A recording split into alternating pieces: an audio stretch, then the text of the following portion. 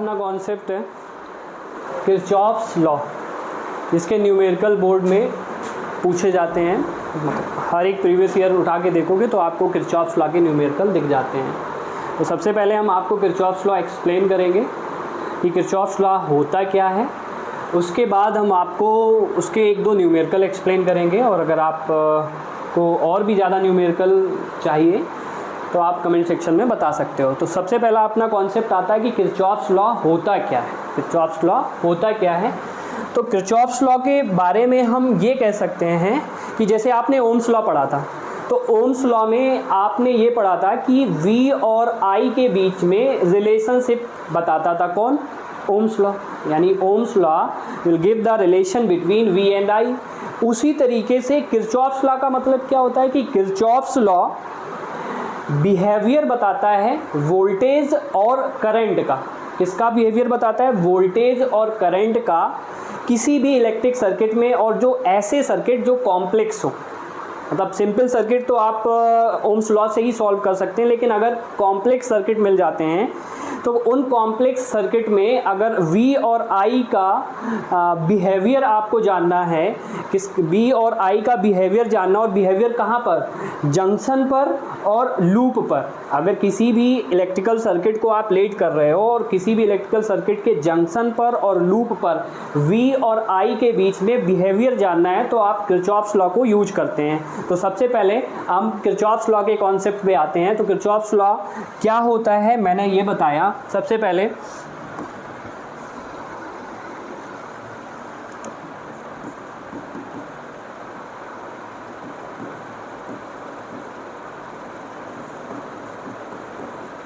Okay, Kirchhoff's law क्या है? This law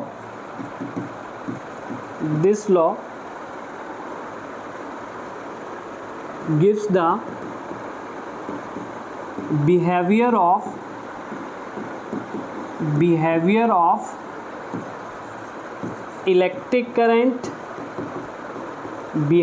of electric current and potential difference in complex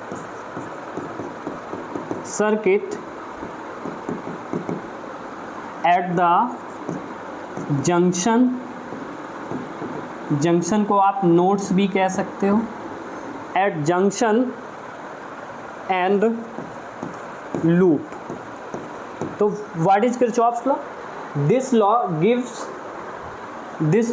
gives the behaviour of electric current means I, potential difference means V।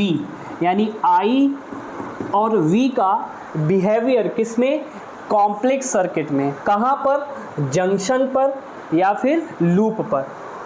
अगर junction और loop पर किसी भी complex circuit में आपको V और I का बिहेवियर चाहिए तो आप किसके पास जाएंगे? किरचॉफ्स लॉ के पास जाएंगे। तो किरचॉफ्स लॉ को एक्सप्लेन करने के लिए दो लॉ होते हैं, एक होता है किरचॉफ्स करंट लॉ और एक होता है Kirchhoff voltage law. Kirchhoff current law और किरचॉफ वोल्टेज लॉ क्या होते हैं जरा देखते हैं। सबसे पहला जो लॉ होता है जिसको हम फर्स्ट लॉ कहते हैं, फर्स्ट लॉ जिसको आप किरचॉफ करंट लॉ भी कह सकते हैं। इसी को आप जंक्शन रूल या जंक्शन लॉ भी कह सकते हैं। क्या होता है जंक्शन रूल? अगर आप ये देखें, ये आपका किरचॉफ्स करंट रूल भी है, करंट लॉ भी है, और इसको आप जंक्शन रूल भी कहते हैं। क्या है कि algebraic sum of current meeting at the junction, algebraic sum of current meeting at the junction. अगर यहाँ पे हम लिखें तो algebraic sum of current meeting at the junction is always 0। Junction पर जितना भी करंट आपको देखने को मिले, अगर उनका सम आप कर दो तो वो सम हमेशा किसके इक्वल रहेगा, 0 के इक्वल रहेगा। तो algebraic sum of current is always 0, that is the symbol of algebraic sum and that is the current is always equal to 0। तो ये तो हो गया किरचॉफ्स करंट लॉ, जिसे को आप जंक्शन रूल, जिसको आप फर्स्ट लॉ भी कहते हैं। इसके अकॉर्डिंग हमने क्या बताया, इसके अकॉर्डिंग मैंने आपको बताया कि जितना भी करंट जो होता है वो जंक्शन पे जो मिलता है उसका सम हमेशा क्या होता है, 0 होता है। जैसे सपोज यहाँ पर आ जाते हैं, तो ये जो पॉइंट है, इस पॉइंट को आप नोड भी कह सकते हो और इस पॉइंट को आप जंक्शन भी कह सकते हो। व्हाट कैन यू से, जंक्शन भी कह सकते हो। दिस इज द, अब इस पॉइंट पर नोड भी कह सकते हो, you can also say node, you can also say junction. अब यहाँ पर देखो, जंक्शन पे करंट I जा रहा है, जंक्शन पे करंट I2 जा रहा है, जंक्शन पे करंट I3 जा रहा है, तो ये जंक्शन पे इंटर कर रहे हैं, these current entering on the junction, and I4 and I5 ये जंक्शन से दूर जा रहे हैं, ये जंक्शन से क्या जा रहे हैं, दूर जा रहे हैं। These current leaving from the junctions और these current entering the junctions, we can say that ये करंट जो है वो करंट क्या है, जंक्शन से लीव कर रहे हैं। ये I5 एंड I4 लीव कर रहे हैं, I1, I2 and I3 junction पर जा रहे हैं। लेकिन रूल क्या कहता है, रूल ये कहता है कि करंट का एल्जेब्रिक सम हमेशा 0 होता है। अब टुवर्ड्स द जंक्शन जो करंट होगा, current towards the junction, junction की तरफ जो होगा, यू हैव टू कंसीडर, उसको माइनस लेट करोगे, जो जंक्शन की तरफ होगा उसको आप माइनस लेट करोगे। अवे फ्रॉम द जंक्शन की बात की जाए, away from the junction, away from the junction, तो आप उसको towards the junction you can use the symbol plus, away from the junction you can use the symbol minus. मतलब जो junction की तरफ जा रहा है करंट उसको प्लस यूज करेंगे, जो करंट जंक्शन से दूर जा रहा है उसको आप माइनस यूज करेंगे। तो अकॉर्डिंग टू, अगर इस रूल के अकॉर्डिंग लिखा जाए तो इस रूल के अकॉर्डिंग हम क्या लिखेंगे, इसने ये कहा है कि algebraic sum of current meeting at the junction is always 0। ठीक है, तो इसको अकॉर्डिंग अगर हम लिखना चाहें तो यहाँ पर ये लिख सकते हैं, करंट I1 जंक्शन की तरफ, करंट I2 जंक्शन की तरफ, करंट I3 जंक्शन की तरफ, प्लस यूज किए, करंट I4 जंक्शन से दूर -4, करंट I5 जंक्शन से दूर माइनस, इज इक्वल टू 0। यही तो कहा है, algebraic sum of current meeting at the junction, ये जंक्शन है, यहाँ पर मीट कर रहे हैं, ये जंक्शन से दूर जा रहा है, ये जंक्शन की तरफ जा रहे हैं, जो जंक्शन से पास आ रहे हैं वो प्लस यूज किए मैंने, जो जंक्शन से दूर जा रहे हैं उनको मैंने माइनस यूज किया है। तो ये तो मैंने यूज कर लिया। अगर आप इसको लिखें तो you can write like this, आप इसको किस तरीके से लिख सकते हो, लिखेंगे तो I1 plus I2 plus I3 is equal to I4 plus I5, ऐसे ही लिख सकते। यानी जंक्शन पर जितना करंट गया, जंक्शन पर जितना भी करंट इंटर किया और जंक्शन से जितना करंट भी बाहर आया, दोनों आप देख सकते हो इक्वल हैं। यानी जंक्शन पर जितना भी करंट गया और जंक्शन पर जितना भी करंट जंक्शन से बाहर निकला, दोनों हैं इक्वल। अब जब दोनों इक्वल हैं तो you can say that in a circuit study या फिर कांस्टेंट करंट इज फ्लोइंग, या यू कैन से दैट अगर ये दोनों इक्वल हैं तो आप ये नहीं कह सकते हो कि कैसा करंट फ्लो हो रहा है सर्किट में, स्टडी करंट सर्किट में फ्लो हो रहा है। और अगर सर्किट में करंट स्टडी फ्लो हो रहा है तो आप ये भी तो कह सकते हैं कि करंट अगर स्टडी है तो चार्ज कैसा होगा, कंजर्व होगा। क्यों, करंट कैसा, स्टडी, कांस्टेंट करंट है। कांस्टेंट करंट में क्या होता है, ना charge can neither created nor destroy but transfer in one form to another form. तो कांस्टेंट करंट या स्टडी करंट है, तो आप इसको ये भी कह सकते हैं कि किरचॉफ्स लॉ किस पे बेस्ड है, कंजर्वेशन ऑफ चार्ज। यानी किरचॉफ का फर्स्ट लॉ किस पे बेस्ड है, कंजर्वेशन ऑफ चार्ज पे बेस्ड है। तो ये किरचॉफ का फर्स्ट लॉ है, जिसको आप क्या कहते हैं, जिसको आप जंक्शन रूल भी कह सकते हैं, जंक्शन रूल भी कह सकते हैं, किरचॉफ करंट लॉ भी कह सकते हैं, जिसको आप फर्स्ट लॉ भी कह सकते हैं। मैंने आपको क्या बताया है कि algebraic sum of current meeting at the junction is always zero. तो वही मैंने लिखा कि algebraic sum of current is always equal to zero.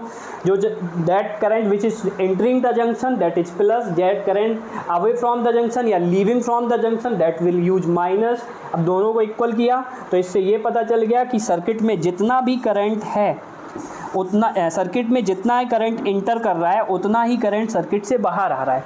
जब दोनों के अमाउंट इक्वल हैं, दोनों इक्वल नंबर हैं, तो we can say that current कितना है उसमें स्टडी। करंट कैसा है उसमें स्टडी। और current, if the current is steady then you can say that this law is based on the conservation of charge. This law is based on the conservation of charge. तो एक objective type में यानी MCQ type में अगर पूछा जाए, ये MCQ type में पूछा जाए कि किरचॉफ फर्स्ट लॉ और Kirchhoff current, Kirchhoff first law, Kirchhoff current law या जंक्शन रूल किस पे बेस्ड है, तो आपका आंसर क्या होना चाहिए? कंजर्वेशन ऑफ चार्ज पे। किस पे क्या आंसर होना चाहिए? कंजर्वेशन ऑफ चार्ज पे होना चाहिए। इसके बाद फर्स्ट लॉ आपका क्लियर हो गया कि फर्स्ट लॉ आपका जंक्शन रूल होता है।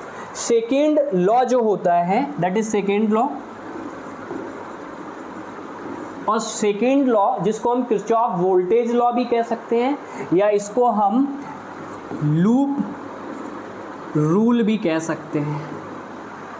जैसे उसको मैंने किरचॉफ करंट लॉ को अभी मैंने क्या बताया था कि इसको आप जंक्शन रूल भी कह सकते हैं, फर्स्ट लॉ भी कह सकते हैं, ऐसे इसको सेकेंड लॉ भी कह सकते हैं, किरचॉफ वोल्टेज लॉ भी कह सकते हैं, एंड लूप रूल भी कह सकते हैं। क्या कह सकते हैं? लूप रूल कह सकते हैं। तो सेकेंड लॉ क्या कहते हैं? अगर अकॉर्डिंग टू सेकेंड लॉ समझा जाए तो सेकेंड लॉ ये कहता है कि जितना भी वोल्टेज लूप में या फिर किसी भी सर्किट में ड्रॉप होगा, जितना भी वोल्टेज सर्किट में ड्रॉप होगा उसका सम हमेशा जीरो होता है। यानी voltage drop across the circuit, the sum of voltage drop across the circuit is always zero। जैसे सपोज एक रेजिस्टेंस ये है, ये भी रेजिस्टेंस है, ये भी रेजिस्टेंस है, ये भी रेजिस्टेंस है, और किसी बैटरी के जरिए किसी बैटरी को यहाँ पे कनेक्ट कर दिया गया जिसका वोल्टेज था V। अब जब वो वोल्टेज यहाँ इंटर करेगा तो यहाँ पर करंट जाएगा, करंट फ्लो होगा, तो वोल्टेज यहाँ पे भी ड्रॉप, वोल्टेज यहाँ पर भी ड्रॉप, वोल्टेज यहाँ पर भी ड्रॉप, वोल्टेज यहाँ पर भी ड्रॉप। सपोज ये कोई भी यहाँ पे हमने एक बैटरी लगा दी, ये यहाँ पर हमने एक बैटरी लगा दी और उस बैटरी का वोल्टेज है V। उस बैटरी का वोल्टेज क्या है? V। तो अगर इसके अकॉर्डिंग देखा जाए तो जो भी हम यहाँ पर लिखेंगे कि वोल्टेज जो भी ड्रॉप हो रहा है, जैसे AB के अकॉर्डिंग कितना वोल्टेज ड्रॉप होगा? रेजिस्टेंस है, रेजिस्टेंस करंट का अपोज करता है, करंट का जहाँ पर अपोजिशन मिलेगा वहाँ पर क्या ड्रॉप होगा? वोल्टेज। यानी यहाँ पर वोल्टेज ड्रॉप हुआ VAB, यहाँ पर वोल्टेज ड्रॉप हुआ VBC, यहाँ पर वोल्टेज ड्रॉप हुआ VCD, यहाँ पर वोल्टेज ड्रॉप हुआ VDA। तो ये वोल्टेज ड्रॉप ही तो हो रहा है। क्यों? करंट जैसे जैसे रेजिस्टेंस के पास जाएगा करंट का अपोज होगा, करंट का अपोज होगा तो वोल्टेज ड्रॉप करेगा। तो वो क्या कहते हैं अकॉर्डिंग टू सेकेंड लॉ कि voltage drop across the circuit, voltage drop across the circuit their sum is always zero. देखो पहले में वोल्टेज ड्रॉप हुआ VAB, दूसरे में वोल्टेज ड्रॉप हुआ VBC, तीसरे में वोल्टेज ड्रॉप हुआ VCD एंड फोर्थ में वोल्टेज ड्रॉप हुआ VDA। तो क्या यहाँ लिखा है? Their sum is always zero. अगर यहाँ पर बैटरी कनेक्ट कर दी जाए तो we can also write here कि जितना भी वोल्टेज ड्रॉप होने के बाद बना वो किसके इक्वल बना होगा? जितना वोल्टेज बैटरी का था। तो ये भी तो लिख सकते हैं कि जो भी यहाँ पर सोर्स अप्लाई किया गया था और उसकी सोर्स जो वोल्टेज जहाँ पर अप्लाई किया गया था V, ये वोल्टेज अप्लाई किया था यहाँ पर हमने V। अब ये वोल्टेज V अप्लाई किया था, जैसे ही बैटरी से करंट निकला तो वोल्टेज ड्रॉप हुआ, सभी में ड्रॉप हुआ, उसका सम कर दिया। अब उसका सम होगा किसके इक्वल? जहाँ से करंट बैटरी से जा रहा है उसी, और वो उस बैटरी का वोल्टेज कितना है? V। उस बैटरी का वोल्टेज कितना है? V। तो आप ये भी लिख सकते हो, या फिर आप जैसे पहले लिखा हुआ था आप ये भी लिख सकते हो कि VAB plus VBC plus VCD plus VDA is equal to 0। Their sum is always 0।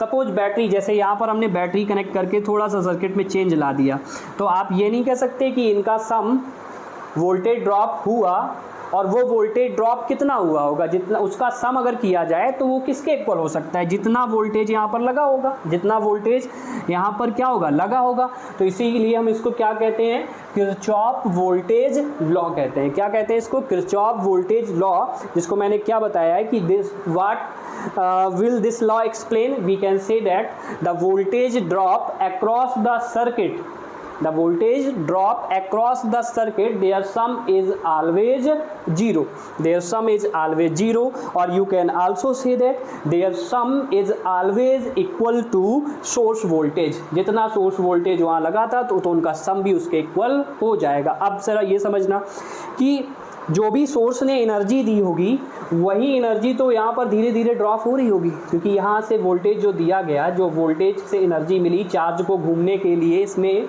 Charge को घूमने के लिए जो भी एनर्जी दी गई वही एनर्जी का तो ये यूज कर रहे हैं।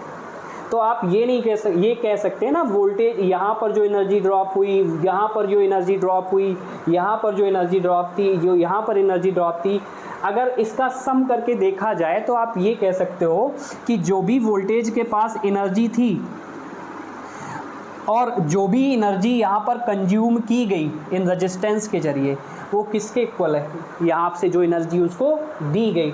तो आप ये कह सकते हैं कि Kirchhoff second law is based on the energy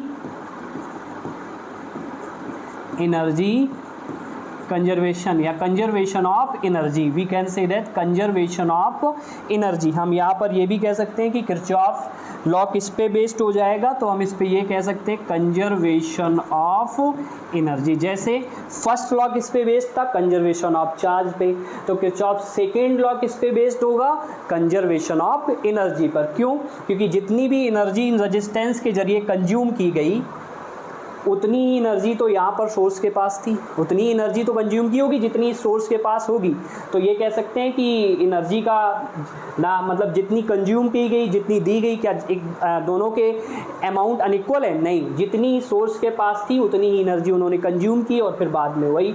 तो इसीलिए हमने क्या कर दिया कि इसको हम क्या कह सकते हैं, कंजर्वेशन ऑफ एनर्जी पर, यानी कि we can say that Kirchhoff voltage law या फिर लूप लॉ या फिर second law is based on the conservation of energy. किस पे बेस्ड है, कंजर्वेशन ऑफ एनर्जी। जैसे फर्स्ट लॉ किस पे बेस्ड था, कंजर्वेशन ऑफ चार्ज पे। अकॉर्डिंग, अब हम इसको थोड़ा सा न्यूमेरिकल के अकॉर्डिंग एक्सप्लेन करेंगे। तो न्यूमेरिकल के अकॉर्डिंग एक्सप्लेन कैसे करते हैं, जिस लॉ को देखना जरा।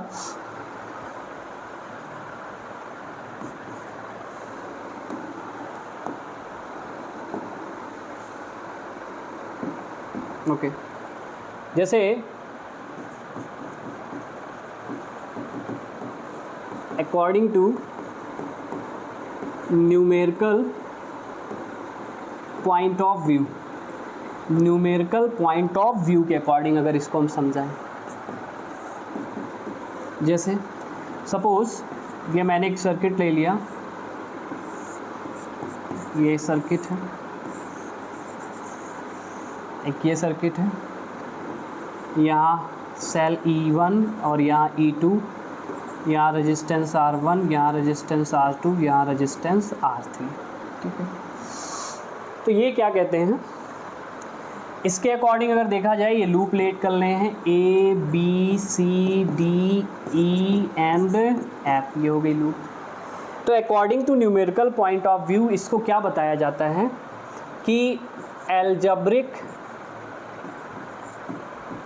algebraic sum of product of current and resistance and its adjacent resistance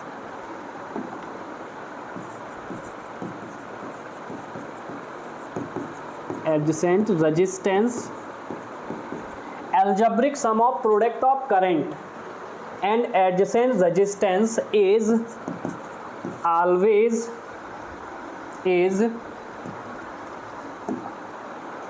always equal to algebraic sum of EMF of the cells according to numericals। क्या होता है कि जो भी करंट इसमें दिया जाए, मतलब जो भी करंट इसमें दिया जा रहा है, जैसे सपोज इसके अकॉर्डिंग कितना है करंट I1, इसके अकॉर्डिंग कितना है करंट I2, तो दोनों मिलके यहाँ पर करंट कितना हुआ इसमें I1 प्लस I2। ठीक है, तो according to numerical point of view तो ये क्या कह रहा है कि algebraic sum of product of current and its adjacent resistance, current और रेजिस्टेंस का प्रोडक्ट। जैसे अभी मैंने ये बताया था कि वोल्टेज ड्रॉप का मतलब V इक्वल टू IR होता है, तो न्यूमेरिकल के अकॉर्डिंग हम कैसे करते हैं, तो इसीलिए मैं बता रहा हूँ कि करंट एंड रेजिस्टेंस का प्रोडक्ट का अलजेब्रिक सम किसके इक्वल होगा, algebraic sum of EMF of the cell, algebraic sum of EMF of the cell. क्योंकि अगर इसके अकॉर्डिंग लिखें करंट मान लो सपोज I, रेजिस्टेंस हो गया R, इसका हो गया अलजेब्रिक सम, ये किसके इक्वल होगा, algebraic sum of EMF of the cell. ये किसके इक्वल होगा, EMF ऑफ द सेल, जितनी भी सेल्स हो। जैसे सपोज ये एक कॉन्सेप्ट एक according to numerical point of view लिखा है, इसको हम कैसे सॉल्व करते हैं जरा देखना। हाँ, जैसे सपोज यू आर जैसे सपोज आप लूप कंसीडर करते हैं, इसी के अकॉर्डिंग समझा देते हैं। तो इसके अकॉर्डिंग अगर हम इक्वेशन बनाते हैं तो first we have to taken the loop आप कौन सी लेंगे, मान लो फर्स्ट लूप आपने ली और फर्स्ट लूप आपने लेट की, तो फर्स्ट लूप यहाँ पर हम लेट करते हैं, जिसका नाम लिया A B C F और A, close loop A B C F A close loop. और इसमें आप सपोज इस तरीके से इसमें मूव कर रहे हो, यानी ये हो गई आपकी फर्स्ट लूप और इस फर्स्ट लूप में आप इस तरीके से मोशन कर रहे हैं, ऐसे घूम रहे हो। तो अब इसको हम लिखें तो कैसे लिखेंगे ज़रा बताओ। आप घूम इस तरीके से रहे और current is flowing in this direction, यानी you are moving in this direction and current are flowing in this directions, current are flowing in this directions, यानी करंट इसका अपोजिट है और आप जा रहे हो इस तरीके से, जैसे you are moving in this direction and current are moving in this direction. तो ये करंट की डायरेक्शन है और ये आपकी लूप में मूव करने की डायरेक्शन है, तो अपोज हुआ। जब भी अपोज देखने को मिले तो आप क्या यूज़ करेंगे, माइनस। क्या यूज करेंगे, माइनस यूज करेंगे। सपोज अगर आप यहीं पर दो टर्मिनल होते हैं, एक प्लस और एक माइनस, ये प्लस और एक माइनस, तो इसको आप याद रखेंगे कि बड़े डंडे से छोटे डंडे की तरफ, एक कॉमन सा लॉजिकल याद रखेंगे कि अगर आप सपोज बड़े डंडे से छोटे डंडे की तरफ गए, कहाँ से, यानी यहाँ से बड़े डंडे से छोटे डंडे की तरफ गए, तो आप अपोज करोगे, क्योंकि बड़े छोटे से ही बड़ा हो सकता है, बड़े से छोटा नहीं। तो एक कॉमन मतलब मान सकते हैं लॉजिकल के साथ ये चीज़ें, तो हम यहाँ यूज करेंगे क्या, माइनस। और छोटे से बड़ा अगर यूज किया जाए, जैसे यहाँ पर इस तरीके से वो कॉन्सेप्ट, तो अगर करंट ऐसे फ्लो हो रहा है और करंट ऐसे फ्लो हो रहा है, तो इसमें हमें यही चीज़ देखनी है। अगर सपोज आप इधर से इधर आ रहे हो और इधर से इधर जा रहे हो, तो बड़े से छोटे जा रहे हैं तो माइनस, और छोटे से बड़े तो आप बिल्कुल उससे के लॉजिक के साथ चल रहे हो, छोटे से ही बड़ा पॉसिबल होता है, तो यहाँ पर आप क्या यूज करेंगे, प्लस यूज करेंगे। तो ये अगर कॉन्सेप्ट आपने ये दो पॉइंट याद रखे तो आपके न्यूमेरिकल यहाँ से गलत होने नहीं चाहिए। तो सपोज अगर हम इक्वेशन यहाँ से बनाएं और इक्वेशन बनाएं तो देखो कैसे बनेंगे, हम लूप में घूम रहे हैं इस तरीके से और करंट जा रहा है इस तरीके से, तो अगर हम फर्स्ट लूप लेके ही इक्वेशन सॉल्व करते हैं तो अपनी क्या इक्वेशन बनेगी जरा देखते हैं। करंट मतलब उधर जा रहा है, आप घूम रहे हो जस्ट अपोजिट, तो I1 R1, ये हो गया I1 R1। इधर से आओ, आपको ऐसे घूमना है। अब आप करंट के साथ वेरी कर रहे हो, देखो करंट के साथ, तो यहाँ पर आपने लगाया प्लस और ये हो गया I2 और रेजिस्टेंस हो गया R2, ठीक है। इक्वल लगाया, जो मैंने यहाँ कहा था कि algebraic sum of current and resistance is equal to algebraic sum of EMF. तो करंट एंड रेजिस्टेंस लिखा, करंट एंड रेजिस्टेंस लिखा, सम किया। अब उसका सम किसके इक्वल होगा, यहाँ ईएमएफ ऑफ द सेल के, ठीक है, इक्वल लगा दिया। अब देखो आप डायरेक्शन फॉलो कर रहे, छोटे से बड़ा, यानी यहाँ आपने लिख दिया प्लस का E2, यहाँ घूम के आओ, इधर जाओगे तो ये बड़े से छोटा यानी माइनस का E1। इक्वेशन नंबर हो गई फर्स्ट। अब सेकेंड इक्वेशन, सेकेंड लूप आपने लेट की। सपोज FCDEF आप किसी तरीके से ले सकते हो, उसमें कोई नहीं, आप ऐसे भी ले सकते हो, तो FCDEF और किस तरीके से घूम रहे हैं उसमें, मान लो सपोज हमने वही डायरेक्शन ले ली, उसी तरीके से घूम रहे हैं। ये आपकी सेकेंड लूप है और आप इसमें इस तरीके से घूम रहे हैं। तो फिर से आप अपोज कर रहे हो, यानी आपने फिर से लगाया माइनस का I2, रेजिस्टेंस हो गया R2, घूमते हुए आप इधर आए। अब फिर से आप इस तरीके से जा रहे, फिर से आप अपोज कर रहे हो, तो फिर से माइनस। अब करंट कितना है यहाँ पर, I1 प्लस I2 और रेजिस्टेंस कितना है R3। अब आ जाते हैं EMF वाले पॉइंट पे, क्योंकि इक्वल लगा दिया हमने, तो EMF वाले पॉइंट पे आ जाओ। यहाँ तो कोई बैटरी है नहीं, यहाँ जैसे ही जाएंगे तो आप देखो बड़े से छोटे की तरफ, और मैंने कहा बड़े डंडे से छोटे की डंडे की तरफ माइनस को यूज करते हैं, तो यहाँ पर आपने कर दिया 2, यानी इक्वेशन नंबर हो गई सेकेंड। अब आपको पता है कि 2 वेरिएबल वाली इक्वेशन कैसे सॉल्व की जाती हैं, आप उससे कर सकते हो आसानी से। 2 वेरिएबल वाली इक्वेशन को आप सॉल्व करोगे फ्रॉम फर्स्ट एंड सेकेंड, आप I1 एंड I2 की वैल्यू को फाइंड आउट कर लेंगे। I1 और I2 को आप क्या करेंगे, फाइंड आउट कर लेंगे। तो ये किरचॉफ्स लॉ आपको समझ आया मैंने कि किरचॉफ्स लॉ क्या बताता है, बिहेवियर बताता है करंट और वोल्टेज के। किसका बिहेवियर बताता है, करंट और वोल्टेज के बिहेवियर बताता है। किसमें, कॉम्प्लेक्स सर्किट में। कहाँ पर, जंक्शन एंड लूप में। कहाँ पर, जंक्शन एंड लूप में। किरचॉफ्स लॉ को एक्सप्लेन करने के लिए हमें 2 लॉ की नीड होती है, एक किरचॉफ फर्स्ट लॉ और एक होता है Kirchhoff second law. Kirchhoff first law को आप किरचॉफ करंट लॉ भी कहते हैं, जंक्शन रूल भी कहते हैं, जो कंजर्वेशन ऑफ चार्ज पर बेस्ड है। किरचॉफ सेकेंड लॉ को आप वोल्टेज लॉ भी कहते हैं और लूप रूल भी कहते हैं, जो कंजर्वेशन ऑफ एनर्जी पे बेस्ड है। एक न्यूमेरिकल जो अभी आपको हम बताए दे रहे हैं, 1 या 2 न्यूमेरिकल्स, जरा उसको देख लो। देखते हैं न्यूमेरिकल सॉल्व करते हैं। मान लो क्वेश्चन फर्स्ट, आपको मैं केवल इक्वेशन बताऊंगा और एक यहाँ पर आपको बता दूंगा क्वेश्चन सेकेंड, ठीक है। सपोज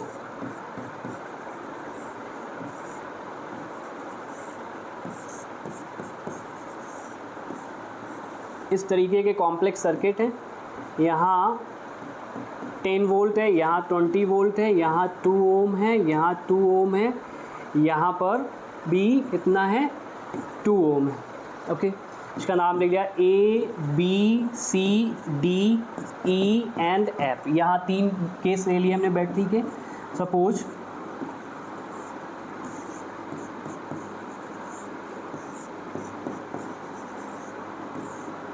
ओम, 2 ओम, 2 ओम, ये 10 वोल्ट, ये 20 वोल्ट, ये आपकी 30 वोल्ट हो गई। नेम ABCDE एंड F हो गया, E और F।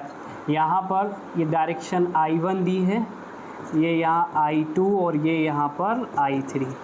ऐसे ही यहाँ पर सपोज इस पे I1 दी है और इस पे I2 दी है।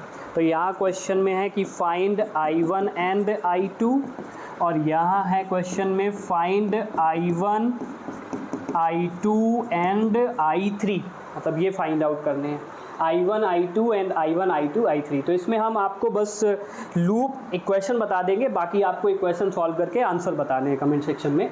ओके, जैसे सपोज आप फर्स्ट लूप लेट करते हैं, तो फर्स्ट लूप लेट करेंगे और आपने फर्स्ट लूप में सपोज जिस तरीके से घूमना, मतलब I1 यहाँ है, I2 यहाँ है, तो आपने देखा इन दोनों का सम यहाँ पे कर दिया, I1 प्लस I2, वाकई बाद में फिर से डिवाइड हो गया।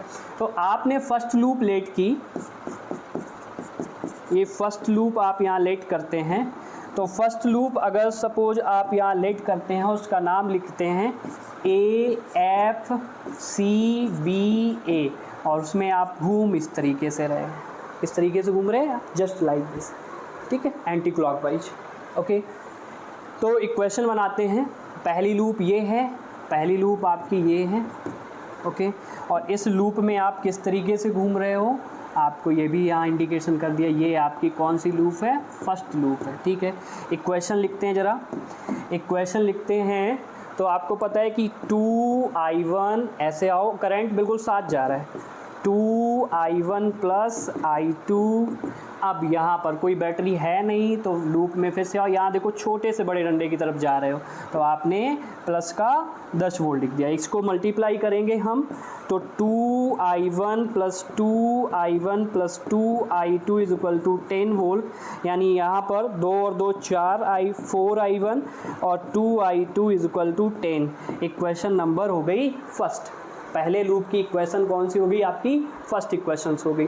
अब मान लो सेकेंड लूप आप लेट कर रहे हो, सेकेंड लूप आपने लेट की F C D E F, second loop की इक्वेशन आपने क्या लेट की, एफ सी डी ई और एफ, ठीक है। ओके, सेकेंड लूप की इक्वेशन आपने लेट की यहाँ पर, okay, second loop, second loop क्या लेट किया आपने, F C D E F, okay. लिखते हैं इक्वेशन हम, आप जिस तरीके से घूम रहे हैं यहाँ 2i1 प्लस i2, यानी यहाँ पर आप क्या लिखेंगे, देखो इस तरीके से घूम रहे हो लूप में, इस तरीके से घूम रहे हो तो आप यहाँ क्या लिखोगे, 2i1 plus i2, 2i1 plus i2, आगे आओ इस तरीके से। अब देखो आप जिस डायरेक्शन में आप जा रहे हो इस डायरेक्शंस में, और करंट भी उसी डायरेक्शन में जा रहा है, तो आप क्या यूज़ करेंगे, प्लस। देखो जिस डायरेक्शन में आप जा रहे हो ऐसे ही जा रहे हैं, एफ सी डी, तो जिस डायरेक्शन में जा रहे हो उसी डायरेक्शन में करंट है, यानी फिर से यहाँ पर आपने कर दिया 2 और करंट कितना है i2, और छोटे से बड़ा तो ये 20 है, यहाँ लिख दिया आपका 20 वोल्ट। यहाँ सॉल्व किया 2i1 2i2 plus 2i2 is equal to 20, यानी यहाँ पे आपने सॉल्व किया 2i1 plus 4i2 is equal to 20, equation number second. अब आपको दोनों इक्वेशन सॉल्व करनी है तो फ्रॉम फर्स्ट एंड सेकेंड दोनों इक्वेशन को सॉल्व कर लो। आपको पता है हाई स्कूल में आपको 2 वेरिएबल से इक्वेशन सॉल्व करना बताई गई थी, तो आप i1 और i2 की बड़ी इजीली वैल्यू बता सकते हो। जो भी आंसर आए वो आप कमेंट सेक्शन में बताएंगे। ओके, नेक्स्ट आपका ये क्वेश्चन है, इसमें आपको थोड़ा सा ध्यान देना है कि 3 करंट दिए जाते हैं और 3 वेरिएबल वाली इक्वेशंस हमने सॉल्व नहीं की हैं। तो जब इस तरीके से आए तो सबसे पहले आपको जंक्शन रूल के पास जाना है, और आपने सपोज ये जंक्शन बना लिया, ये एक जंक्शन है, तो जंक्शन से दूर कौन करंट जा रहा है, i1, जंक्शन के पास कौन आ रहा है, i2, जंक्शन के पास कौन आ रहा है, i3, यानी जंक्शन के पास आ रहा है i2, जंक्शन के पास आ रहा है i3, जंक्शन से दूर जा रहा है -i1। और आपको पता है कि जंक्शन पर जितना भी करंट मीट होगा उसका एल्जेब्रिक सम कितना होता है, 0 होता है। ओके, तो हमने लिख दिया i2 plus i3 minus i1 is equal to 0। Suppose अगर हम i3 निकालें तो आप यहाँ पर i3 निकाला तो i1 माइनस i2 लिख सकते हैं, i1 माइनस i2 आप यहाँ पर लिख सकते हैं। ठीक है, अब आपको फिर से वही कॉन्सेप्ट 2 लूप लेट करनी है। एक आप इसको लेट कर लेंगे, ये फर्स्ट है, ये आपकी लूप सेकेंड है। ठीक है, तो फर्स्ट लूप आपने लेट की, फर्स्ट लूप आपने लेट की और उसका नाम लिया आपने ABCFA। ओके, ABCFA, और आप उसमें इसी तरीके से घूम भी रहे हो जिस डायरेक्शन में हमने लूप लिए। तो इसको कैसे लिखेंगे जरा लिखो, कितना करंट है i1, करंट रेजिस्टेंस कितना है i2, तो 2i1, आगे आओ, आप उसी डायरेक्शन में जा रहे हो जिस डायरेक्शन में करंट है, ऐसे करके। तो यहाँ पर आपने लिखा 2i2, इधर आ गया 2i2। अब इक्वल करके यहाँ छोटे से बड़ा है तो प्लस का 20, यहाँ बड़े से छोटा है तो माइनस का 10। यानी 2i1 plus 2i2 is equal to 10। Equation number हो गई फर्स्ट। ऐसी इक्वेशन दूसरी बनानी है आपको। आपने सेकेंड लूप लेट करी, सेकेंड लूप लेट की, तो सेकेंड लूप आपने क्या लेट कर ली, suppose F C D E F, और उसमें भी आप इसी तरीके से घूम रहे हो, जस्ट लाइक दिस, ऐसे करके। किस डायरेक्शन में, क्लॉकवाइज डायरेक्शन में, ठीक है। तो आप इस डायरेक्शन में जाना चाह रहे हो, सेकेंड लूप ये है, आप जा इस डायरेक्शन में रहे, इसमें भी आप ऐसे घूम रहे थे, तो करंट है इस डायरेक्शन में, आप घूम रहे इस डायरेक्शन में, आपने लिख दिया माइनस, क्या लिख दिया आपने, माइनस, यानी 2i2, घूमते हुए आओ इधर जस्ट, यानी कि 2 आप उसी डायरेक्शन में हो जिस डायरेक्शन में करंट है, 2i3 इज इक्वल टू, अब देखो छोटे से बड़ा तो प्लस का 30, बड़े से छोटा माइनस का 30। i3 देखो वेरिएबल सेम रहते, जैसे यहाँ पर वेरिएबल क्या था, यहाँ पर वेरिएबल जैसे i1 था, यहाँ पर i2 था, तो यहाँ i2 है, यहाँ i3 सॉल्व भी नहीं कर पाओगे। तो वेरिएबल सेम करने के लिए तो ही मैंने यहाँ पर जंक्शन रूल यूज किया था। i3 की वैल्यू क्या है, i1 माइनस i2, यहाँ पे रख दो, यानी 2i2 प्लस 2, इसकी जगह वैल्यू रख दो i1 माइनस i2, और यहाँ पर 10 सॉल्व कर दो, 2i2 2i1 minus 2i2 is equal to 10।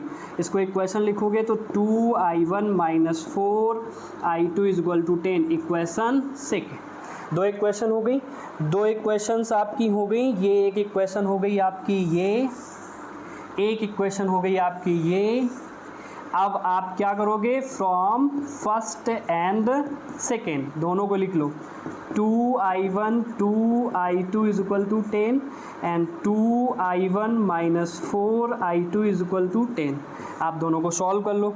दोनों को अगर हम सॉल्व करेंगे तो आप दोनों को सब्ट्रैक्ट कर दो, यहाँ माइनस माइनस माइनस प्लस और माइनस, इससे ये खत्म। ये कितना हो जाएगा आपको पता है, 0, और ये कितना हो जाएगा 6i2, यानी सर्किट में करंट i2 की वैल्यू कितनी हो गई, 0। इसी तरीके से आप i1 निकाल सकते हैं, इसी तरीके से आप i3 भी निकाल सकते हैं। तो इस तरीके से हमने आपको किरचॉफ्स लॉ और किरचॉफ्स लॉ पे बेस्ड न्यूमेरिकल जो प्रीवियस ईयर में या फिर बोर्ड एग्जामिनेशन में जो आते हैं, और आपको अगर इसी तरीके से और भी क्लासेस के वीडियो चाहिए तो कमेंट सेक्शन में आप बता सकते हैं। बाकी आप सभी बच्चों को प्यार भरा नमस्कार।